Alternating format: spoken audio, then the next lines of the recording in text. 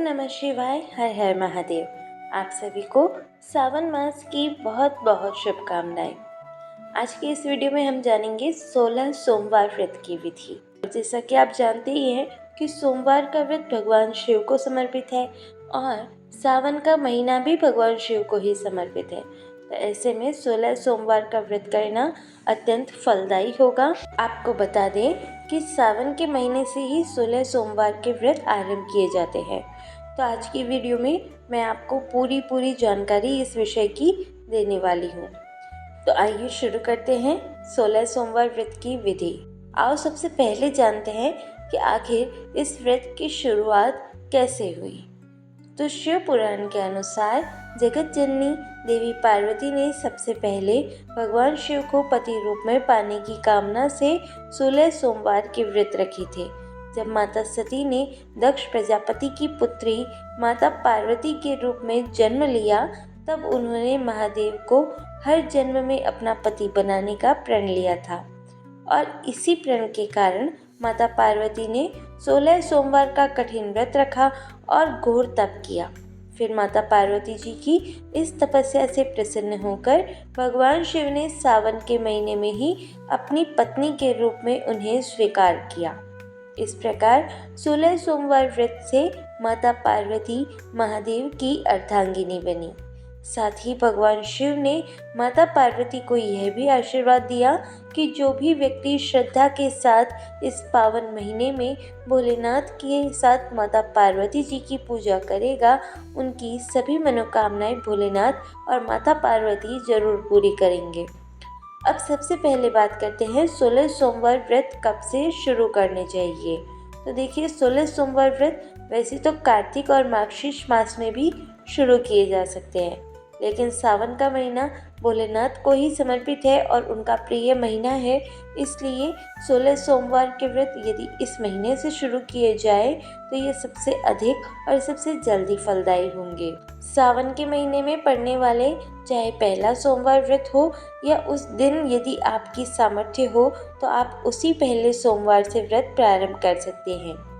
सावन के महीने में कम से कम 4 सोमवार व्रत तो पड़ते ही हैं, तो इन 4 सोमवार व्रतों में अगर हो सके तो पहले सोमवार से ही व्रत आरंभ कर ले, ताकि आपको जो बाकी सावन के सोमवार है उनका पुण्य भी प्राप्त हो सके।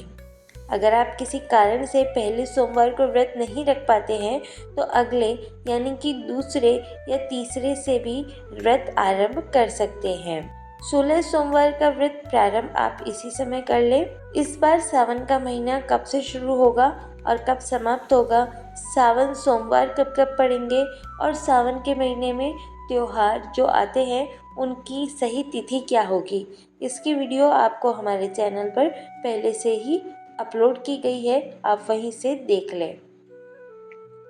अब जो भी माताएं बहनें 16 सोमवार व्रत प्रारंभ करना चाहती हो या जो भी स्त्रियां इस व्रत को आरंभ करना चाहती हो, तो आपको पीरियड्स हो रहे हो यानी कि पहले सोमवार को पीरियड्स हो रहे हो, तो आपको इस बात का ध्यान रखना है, जब हम खुद से सभी पूजन सामग्रियों को स्पर्श नहीं कर सकते हैं, प्रतिमाओं को स्पर्श नहीं कर सकते हैं, तो पूजा की सारी विधियां भी खुद से नहीं संपन्न कर पाएंगे। तो ऐसे में आप पहले सोमवार या जिस भी सोमवार को ऐसा हो उस सोमवार को त्यागें।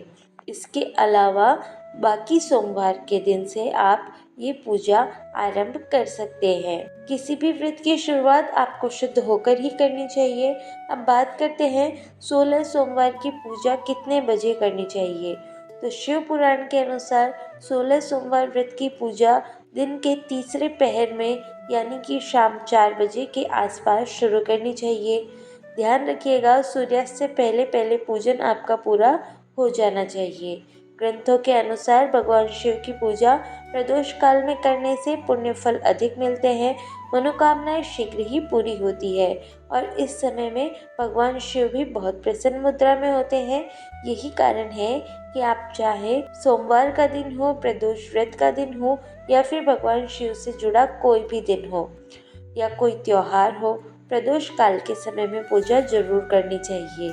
प्रदोष काल का समय सूर्यास्त से 45 मिनट पहले और 45 मिनट बाद का समय होता है। आप उस दिन के सूर्यास्त के समय के बारे में जानकारी रखिएगा और पंचांग देखकर आप प्रदोष काल प्राप्त कर सकते हैं। जो लोग व्रत कर रहे हो और प्रदोष काल के समय घर पर ना हो, पूजा ना कर सकते हो, तो उन्हें क्या करना चाहिए? तो आपके लिए यही उपाय है कि आप जहाँ कहीं भी हो, काम के सिलसिले में हो, कहीं पर भी हो, खुद से पूजा नहीं कर सकते तो कम से कम प्रदोष काल के समय में भगवान शिव की और माता पार्वती की मानसिक पूजा अवश्य करें। इसके बाद जब भी आप घर वापस आएंगे तो आप समय पर खुद शिव मंदिर जाकर या घर पर भी पूजा कर सकते हैं। अगर आपके पास सुबह ज़्यादा समय नहीं हो तो सुबह आप स्नान आदि से निवृत्त होकर सूर्य देवता को जल अर्पण करके हो सके तो आसपास शिव मंदिर में 1 लोटा जल चढ़ाकर अपने व्रत का संकल्प ले सकते हैं। ध्यान रखिएगा, व्रत का संकल्प लेते समय धूप दीप अवश्य जलाएं। इस प्रकार से आप सुबह की पूजा संपन्न कर सकते हैं, लेकिन जो शाम की प्रदोष काल में जो पूजा की जाती है वह विधि विधान से ही संपन्न करें। भगवान की पूजा में बहुत सारी सामग्री की जरूरत नहीं होती है।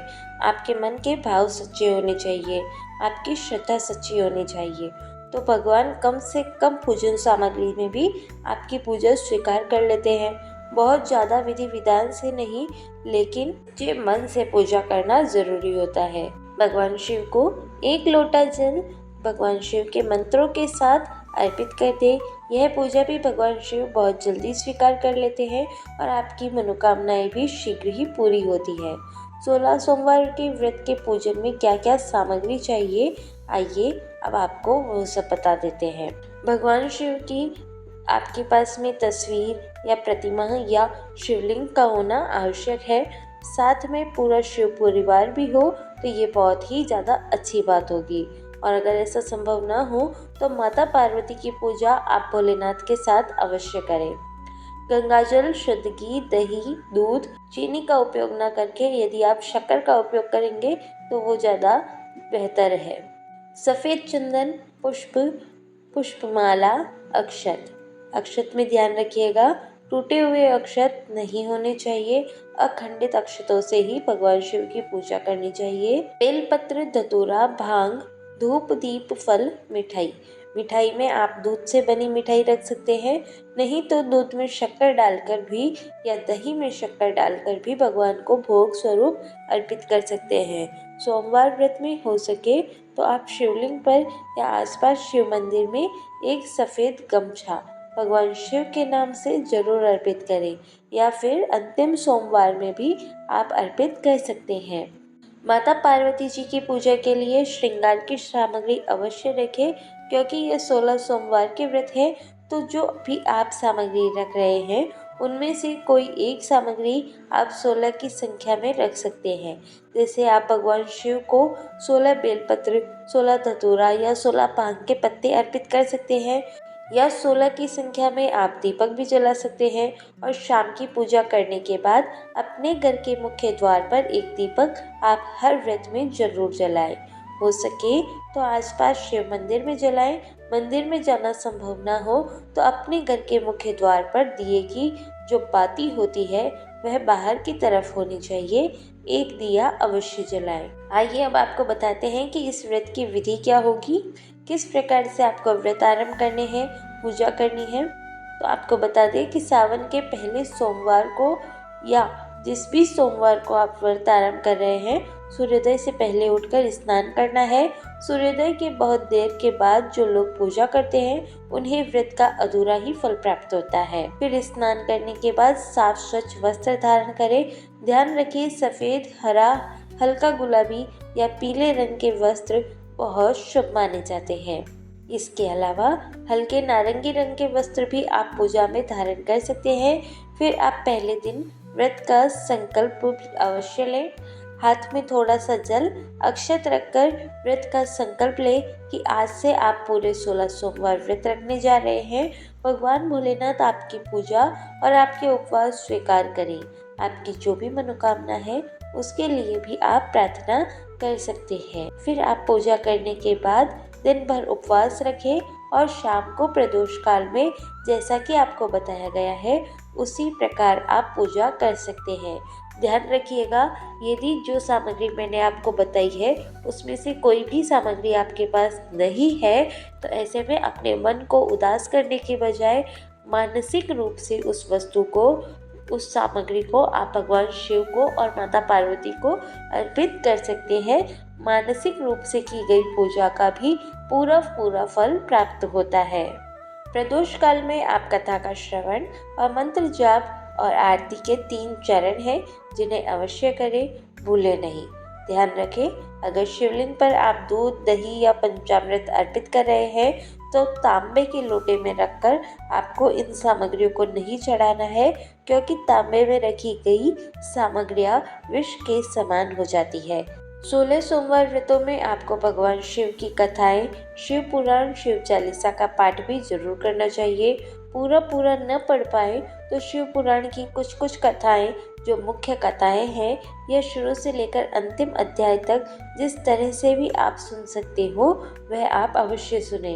अपने मन को जितना हो सके संयमित रखें, क्रोध न करें, कोई काम ऐसा न करें जिससे भोलेनाथ रुष्ट हो जाए और आपकी पूजा या आपके द्वारा रखे गए व्रत का खंडन हो। ध्यान रखें, व्रत वाले दिन कुछ भी आपको तामसिक चीज़ों का सेवन नहीं करना चाहिए, घर में भी यह सामग्री नहीं बननी चाहिए। और जो लोग व्रत रखते हैं उन श्रद्धालुओं को व्रत वाले दिन किसी भी दूसरे के घर का चाहे अन्न हो, जल हो या फल हो, को व्रत वाले दिन ग्रहण नहीं करना है।